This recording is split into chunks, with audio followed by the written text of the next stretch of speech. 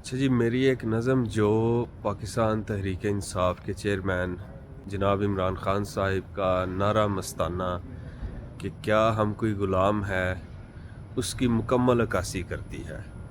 میں آغاز کرتا ہوں۔ ہم درد کے آنسو پیتے ہیں، ہم موت کے ڈر سے جیتے ہیں، ہم کرب کے سانچے میں ڈھل کر بے لوث غلامی کرتے ہیں۔ اس دھرتی ماں کے آنگن پر ہم بوجھ نما تماشے ہیں، ہم 22 کروڑ لاشیں ہیں۔ ہم ظالم اور مظلوم بھی ہیں، ہم قاتل اور مقتول بھی ہیں، ہم جہل کی صورت میں ہر دم مذموم بھی ہیں مقبول بھی ہیں۔